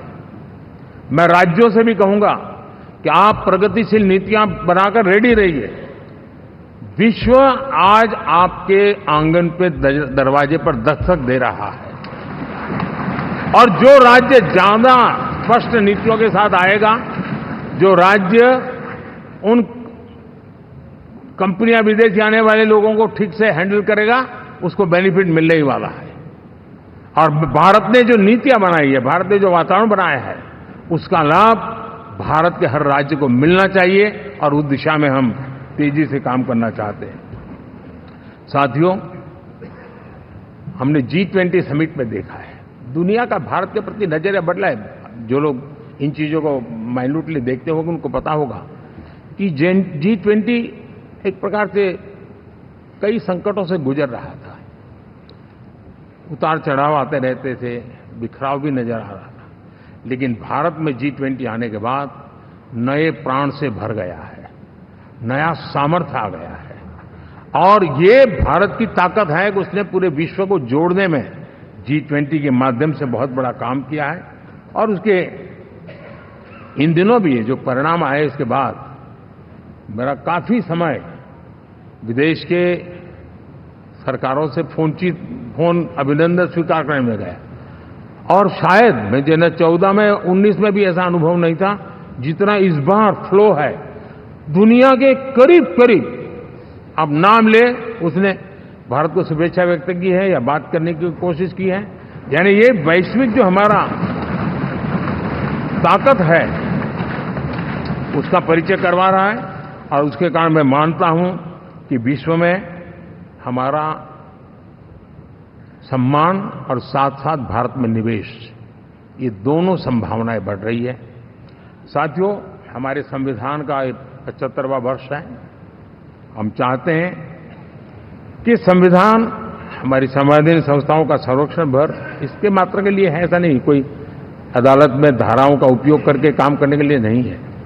ये एक हमारी भावना है, हमारा स्पिरिट है और हमें इस 75 साल को ऐसे मनाना है ताकि हम संविधान के स्पिरिट को जन जन तक पहुंचाएं। हर जन को संविधान की जो भावना है, कर्तव्य की भावना है, अनेक बात ऐसे इस बात है, उन सब प्रति समर्पण उसका बढ़े, उस दिशा में हम काम करना चाहते हैं। साथियों, छत्रपति शिवाजी महाराज के राज्याभिषेक के 350 वर्ष के उत्सव में देश आज रंगा हुआ है और हमारे लिए सबसे बड़ी प्रेरणा है क्योंकि उसमें राष्ट्र प्रथम की भावना है। छत्रपति शिवाजी महाराज को याद करते ही राष्ट्र प्रथम की भावना हमें मजबूती देती है और इसलिए हम देश में इसी एजेंडा को आगे रखते हुए और जब इसी समय 350 साल का पर्व आया है तो हमें अपनी पॉलिसी और परफॉर्मेंस और सामान्य मानवीय का जीवन बेहतर करना है, उसमें जरा भी विलंब नहीं करना है। साथियों, विकास की सारी तैयारियां, रोड मैप लेकर को हम चलेंगे ही, चल रहे हैं, लेकिन साथ साथ हम नए नए सांसद आए हैं, कुछ पुराने सांसद हैं, कोई ज्यादा अनुभवी सांसद भी है। आप देखते हैं कि इन दिनों पिछले 2 दिन से आप टीवी पे देखते होंगे, एक भी सच्चाई मुझे उसमें नजर नहीं आई। कोई ये कह रहा है, कोई वो कह रहा था, सब मैंने कहा भी जरा पूछो तो ये जानकारी लाते कहां से, गपगोले चला रहे, किसी के खाते में कुछ भी डाल करके चल रहा है। तो मतलब ये थोड़े दिन, क्योंकि 10 साल से ऐसे अवसर नहीं मिले हैं, तो शायद ये उबाल जरा ज्यादा रहेगा। लेकिन आप मान के चलिए जी, ऐसे लोग कोई पहुंचेंगे, बस साहब मेरा अच्छा संबंध है, मंत्री में आपका नंबर कर सकता हूं, आया, हमें भी पता नहीं होता यार, हो सकता है मिनिस्टर बनने का ही रास्ता होगा तो हम भी गलती से उसका हाथ पकड़ लेते हैं और वो पता नहीं वो किस खाई में डुबो देता है। कभी कभी तो शायद अब तो टेक्नोलॉजी ऐसी है कि हो सकता है मेरे सिग्नेचर से कोई लिस्ट बाहर निकल जाए कि ये मंत्री बन गए, हो सकता है कोई बुद्धिमान डिपार्टमेंट भी बांट दे। तो आजकल कई लोग सरकार बनाने में लगे हुए हैं, मंत्री पद बांट रहे हैं, पद बांट रहे हैं, व्यवस्था बांट रहे हैं। मैं आपसे आग्रहपूर्वक कहता हूं, और जो मोदी को जानते हैं, ये सारे प्रयास निरर्थक है। वे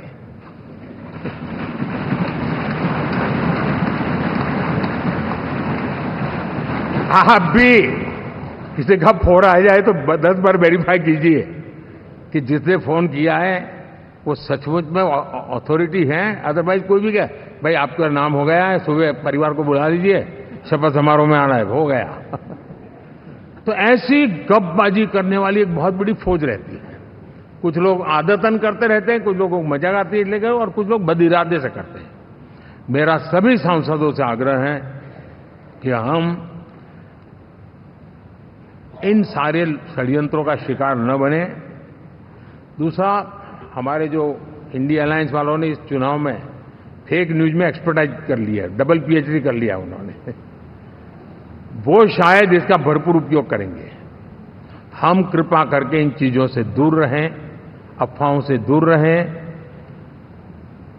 ये जो टीम बैठी है वो अनुभवी टीम है, मुझे भी सही सलाह देने वाली टीम है और इसलिए टीम मिलकर के बहुत सही निर्णय करने वाली है। कृपा करके ब्रेकिंग न्यूज के आधार पर देश चलेगा नहीं, ये मान के चलिए।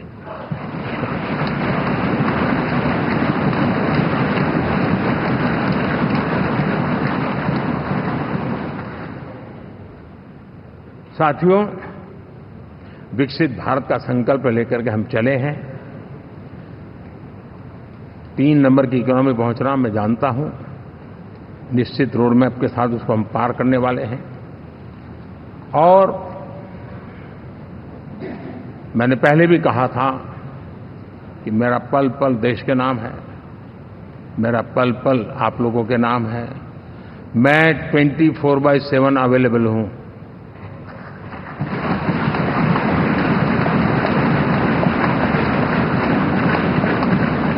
हमें मिलकर के देश को आगे बढ़ाना है।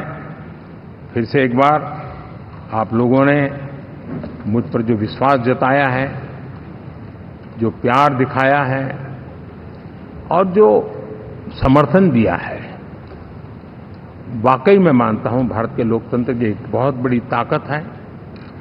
मैं जितना आपका आभार व्यक्त करूं उतना कम, और मैं विश्वास दिलाता हूं कि मैं आपकी आशा अपेक्षाओं को पूरी करने में, परिश्रम करने में कोई कमी नहीं रखूंगा।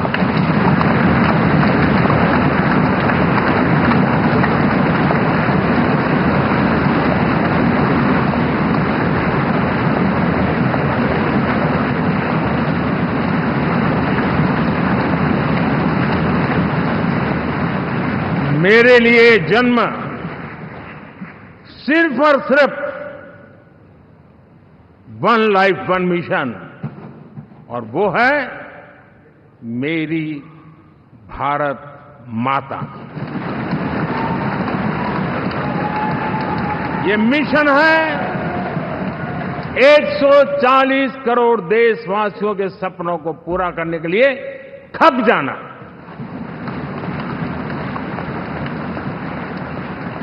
ये मिशन है 140 करोड़ देशवासियों को 1000 साल की मुसीबतों से जो गुजरी हुई पीढ़ी दर पीढ़ी है, उसे मुक्ति दिला करके सम्मान के साथ विश्व में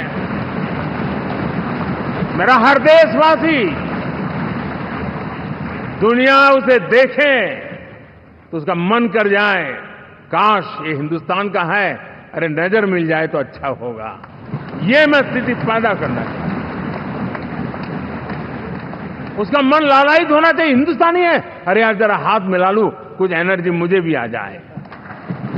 मैं देश को इस ऊंचाई पे ले जाना चाहता हूं। और साथियों, मुझे पक्का विश्वास है आपका साथ, आपका सहयोग, आपका अनुभव बहुत बड़े परिणामों की संभावनाएं लेकर के आया है। लोकसभा का ये गठन उन सभी आकांक्षाओं को पूरा करेगा। मैं फिर एक बार आप सबका हृदय से बहुत बहुत धन्यवाद करता हूं।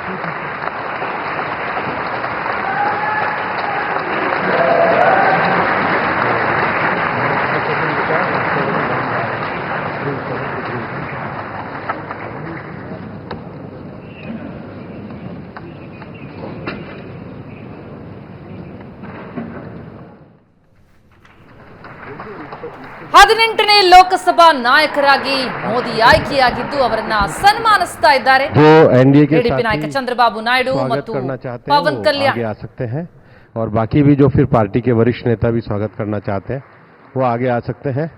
एनडीए के वरिष्ठ नेता राष्ट्रपति भवन की ओर भी इसके बाद जाएंगे। तो एनडीए के साथ ही तमिलनाडु देवनाथ, हाँ जाओ जाओ।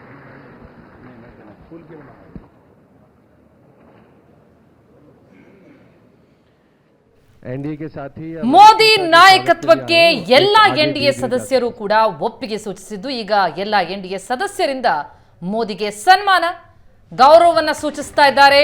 ಸಂಸದೀಯ ಮಂಡಳಿಯ ಸದಸ್ಯರು ಮೋದಿಯನ್ನ ಆಯ್ಕೆ ಮಾಡಿದ್ದು ಮೋದಿ ನಾಯಕತ್ವಕ್ಕೆ ಎಲ್ಲ ಎನ್ಡಿಎ ನಾಯಕರ ಸಮ್ಮತಿ ಸಿಕ್ಕಿದೆ. 18ನೇ ಲೋಕಸಭಾ ನಾಯಕರಾಗಿ ಮೋದಿ ಹೊರಹೊಮ್ಮಿದ್ದು ಸಂಸತ್ ಭವನದ ಸೆಂಟ್ರಲ್ ಹಾಲ್ನಲ್ಲಿ ನಡೀತಾ ಇರುವಂತಹ ಕಾರ್ಯಕ್ರಮ ಇದು. ಒನ್ ಲೈಫ್ ಒನ್ ವಿಷನ್, ಭಾರತವನ್ನ ಇನ್ನಷ್ಟು ವಿಕಸಿತಗೊಳಿಸುವಂತಹ ಗುರಿಯೊಂದಿಗೆ ಮುನ್ನಡೆಯುವುದಾಗಿ ಪ್ರಧಾನಿ ಮೋದಿ ತಿಳಿಸಿದರು.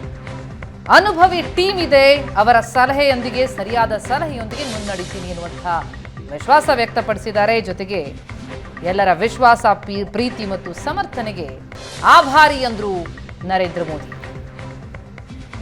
ಎನ್ಡಿಎ ಅಂತಂದ್ರೆ ಗುಡ್ ಗವರ್ನೆನ್ಸ್ಗೆ ಪರ್ಯಾಯ ಪದ ಅಂದ್ರು ನರೇಂದ್ರ ಮೋದಿ. ಉತ್ತಮ ಆಡಳಿತಕ್ಕೆ ಪರ್ಯಾಯ ಪದವೇ ಎನ್ಡಿಎ. ಎನ್ಡಿಎ ಎಲ್ಲಕ್ಕಿಂತ ಸಫಲ ಅಲಯನ್ಸ್ ಅಂತ ಪ್ರಧಾನಿ ಮೋದಿ ಎನ್ಡಿಎ ಒಕ್ಕೂಟದ ಒಗ್ಗಟ್ಟು ಹೇಗೆ ಅನ್ನೋದನ್ನ ವಿವರಿಸ್ತಾ ಇದ್ರು. ಜೊತೆಗೆ ಎನ್ಡಿಎಯ ಪ್ರತಿಯೊಬ್ಬ ಸದಸ್ಯರು ಕೂಡ ತಮ್ಮ ಒಪ್ಪಿಗೆಯನ್ನು ಸೂಚಿಸಿದ್ದಾರೆ. ಮೋದಿ ನಾಯಕತ್ವಕ್ಕೆ ಜೈಕಾರ ಹಾಡಿದ್ದಾರೆ.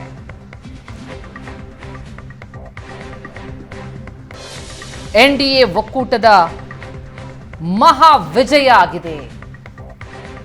ಎಲ್ಲಕ್ಕಿಂತಲೂ ಸಫಲ ಅಲಯನ್ಸ್ ಅಂತಂದ್ರೆ ಅದು ಎನ್ಡಿಎ. ಇದು ಮೈತ್ರಿಯ ವಿಜಯ ಅಂದ್ರು ನರೇಂದ್ರ ಮೋದಿ. ಸತತ 3ನೇ ಬಾರಿಗೆ ಪ್ರಧಾನಿಯಾಗಿ ನರೇಂದ್ರ ಮೋದಿ. ಇನ್ನೇನಿದ್ರು ಪ್ರಮಾಣ ವಚನ ಸ್ವೀಕಾರ ಕಾರ್ಯಕ್ರಮ ನಡೆಯಬೇಕಿದೆ, ಅದು ಭಾನುವಾರ ನಿಗದಿಯಾಗಿದೆ.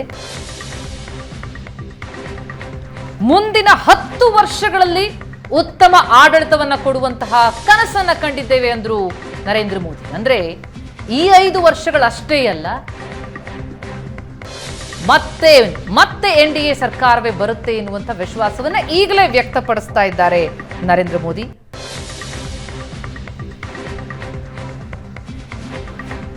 ಪ್ರಧಾನಿಗೂ ಮುನ್ನ ಎನ್ಡಿಎ ಸದಸ್ಯರುಗಳು ಮಾತನಾಡಿದ್ರು.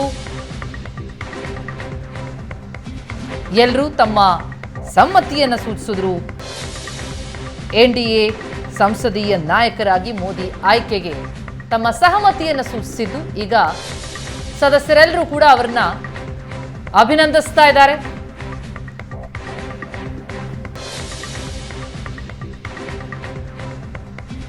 ಇದು ಗೆಲುವಲ್ಲ ಸೋಲು ಅಂತ ಬಿಂಬಿಸೋದಕ್ಕೆ ಯತ್ನಿಸಿದ್ರು. ಆದ್ರೆ ಜಗತ್ತಿಗೆ ಗೊತ್ತು ನಾನು ಸೋಲಲ್ಲ, ಸೋಲೋದಿಲ್ಲ, ಸೋತೂ ಇಲ್ಲ ಅಂತ ಮೋದಿ ಇದು ಎನ್ಡಿಎಯ ಮೈತ್ರಿಯ ವಿಜಯ ಅಂತ ಬಣ್ಣಿಸಿದ್ದಾರೆ. ಜನರಿಗೆ ಎನ್ಡಿಎ ಮೇಲೆ ಮಾತ್ರ ವಿಶ್ವಾಸ ಇದೆ. ನಮ್ಮ ಅಭಿವೃದ್ಧಿಯ ಹಾದಿ ಮುಂದುವರಿಯುತ್ತೆ ಎಂದರು ಪ್ರಧಾನಿ. ದೇಶದ ಜನರಿಗೆ ಆಭಾರಿಯಾಗಿದ್ದೇನೆ ಎಂದರು. ಎನ್ಡಿಎ ಸಂಸದೀಯ ಸಭೆ ಅಂತ್ಯವಾಗಿದ್ದು ನಾಯಕನಾಗಿ ಮೋದಿ ಆಯ್ಕೆಯಾಗಿದೆ. 3ನೇ ಬಾರಿಗೆ ದೇಶದ ಪ್ರಧಾನಿಯಾಗ್ತಿದ್ದಾರೆ ನರೇಂದ್ರ ಮೋದಿ. ಹ್ಯಾಟ್ರಿಕ್ ಸಾಧನೆ. ಜವಾಹರ್ಲಾಲ್ ನೆಹರು ಬಳಿಕ 3ನೇ ಬಾರಿಗೆ ಪ್ರಧಾನಿಯಾಗುವಂತಹ ಇತಿಹಾಸ ಸೃಷ್ಟಿಸಿದ್ದಾರೆ ನರೇಂದ್ರ ಮೋದಿ. ಎನ್ಡಿಎ ಕೂಟದ ಎಲ್ಲ ಮಿತ್ರ ಪಕ್ಷಗಳ ಸದಸ್ಯರು ಕೂಡ ತಮ್ಮ ಸಹಮತಿಯನ್ನ ವ್ಯಕ್ತಪಡಿಸಿದ್ರು. ಪ್ರಕ್ರಿಯೆಗಳು ನಡೆದಿವೆ, ಈಗ ಗೌರವಿಸ್ತಾ ಇದ್ದಾರೆ, ಅಭಿನಂದಿಸ್ತಾ ಇದ್ದಾರೆ. ಜೊತೆಗೆ ಪ್ರಧಾನಿ ಮೋದಿ ಇಂಡಿಯಾ ಒಕ್ಕೂಟದ ವಿರುದ್ಧ ಕೂಡ ವಾಗ್ದಾಳಿಯನ್ನ ನಡೆಸಿದ್ರು. ಸದಾ ಇವಿಎಂಗಳ ಮೇಲೆ ಬೊಟ್ಟು ಮಾಡುವಂತಹ ವಿಪಕ್ಷಗಳ ನಡೆಯನ್ನ ಟೀಕಿಸಿದ್ರು, ಕಿಚಾಯಿಸಿದ್ರು. ಈಗ ಇವಿಎಂ ಬದುಕಿದೆಯಾ ಸತ್ತಿದೆಯಾ ಅಂತ ಕಿಚಾಯಿಸಿದ್ದಾರೆ.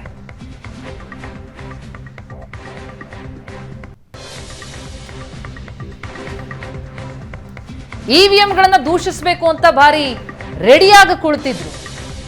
ಆದ್ರೆ ಫಲಿತಾಂಶ ದಿನ ಸಂಜೆ ವೇಳೆಗೆ ಸುಮ್ಮನಾಗ್ಬಿಟ್ರು. ಎನ್ಡಿಎ ಕೂಟದ ವಿರುದ್ಧ ಮೋದಿ ನಡೆಸಿದ ವಾಗ್ದಾಳಿ. ನನ್ನ ಪ್ರತಿ ಕ್ಷಣವೂ ಕೂಡ ದೇಶಕ್ಕಾಗಿ ಸಮರ್ಪಿತ ಅಂದ್ರು ಪ್ರಧಾನಿ.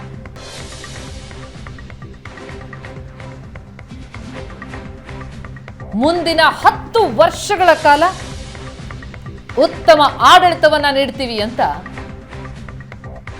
ಈ 5 ವರ್ಷ ಅಷ್ಟೇ ಅಲ್ಲ, ಮತ್ತೆ ಬರುವ ಸಮಯದಲ್ಲೂ ಕೂಡ NDA ಅಧಿಕಾರಕ್ಕೆ ಬರುತ್ತೆ ಅಂತ ಈಗಲೇ ವಿಶ್ವಾಸ ವ್ಯಕ್ತಪಡಿಸಿದ್ದಾರೆ. ಈಗ ಕೇಂದ್ರದಲ್ಲಿ ಮತ್ತೆ ಮೋದಿ ನೇತೃತ್ವದ ಸರ್ಕಾರ. ಈಗ ಮುಂದಿರುವಂಥದ್ದು ಭಾನುವಾರ ಪ್ರಮಾಣ ವಚನ ಸ್ವೀಕಾರ ಕಾರ್ಯಕ್ರಮ ನಡೆಯುತ್ತೆ.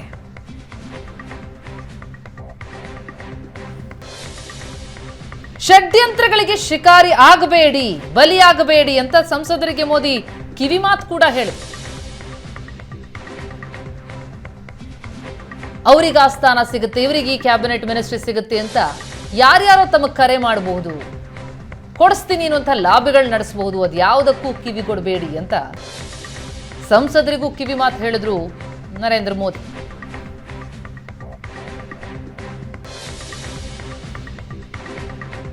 ಪವನ್ ಕಲ್ಯಾಣ್ರನ್ನ ಪವನ ಅಲ್ಲ ಬೆಂಕಿ ಅಂತ ಕರೆ.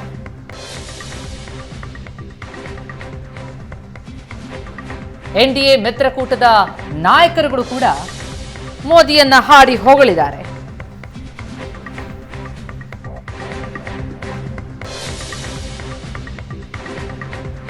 ಶಿವಸೇನೆ ಮತ್ತು ಬಿಜೆಪಿ ಬಂಧ ಅಂತಂದ್ರೆ ಅದು ಫೆವಿಕಾಲ್ನ ಬಂಧ ಇದ್ದಂತೆ ಅಂತ ವರ್ಣಿಸಿದ್ರು ಏಕನಾಥ್ ಶಿಂದೆ.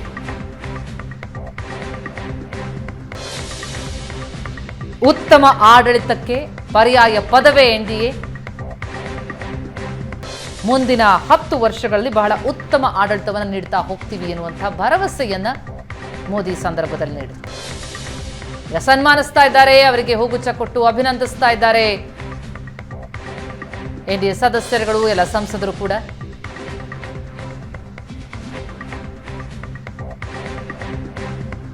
ಮೋದಿ 3.0 ಸರ್ಕಾರ ಅಸ್ತಿತ್ವಕ್ಕೆ ಬರೋದಕ್ಕೆ ಇನ್ನೇನು ಕ್ಷಣಗಣನೆ.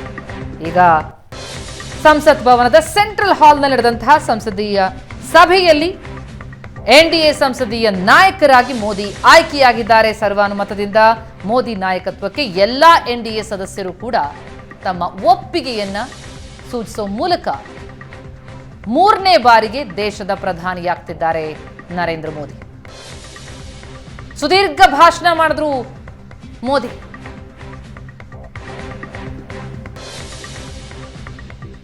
NDA ಬಲ ಏನು ಅಂತಂದ್ರು, ತಮ್ಮ ಗುರಿ ಏನು ಅನ್ನೋದನ್ನ ತಿಳಿಸಿದ್ರು, NDA ಒಕ್ಕೂಟವನ್ನ ಕಿಚಾಯಿಸಿದ್ರು. ಒನ್ ಲೈಫ್ ಒನ್ ವಿಷನ್, ಭಾರತ ಮಾತೆಗಾಗಿ ನನ್ನ ಮುಡಿಪು, ನನ್ನ ಪ್ರತಿ ಕ್ಷಣವೂ ಈ ದೇಶಕ್ಕಾಗಿ ಸಮರ್ಪಿತ ಅಂದ್ರು ನರೇಂದ್ರ ಮೋದಿ.